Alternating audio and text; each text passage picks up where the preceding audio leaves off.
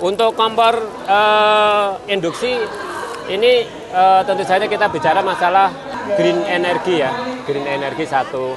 Tapi sebenarnya induksi ini untuk tingkat kepanasannya kan sebenarnya lebih cepat daripada kompor-kompor listrik yang lain ya. Tapi ini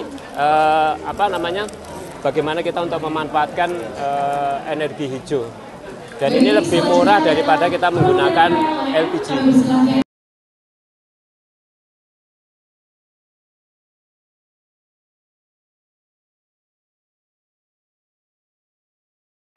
Kompor induksi ini selain praktis, tidak menimbulkan polusi, juga lebih cepat masaknya.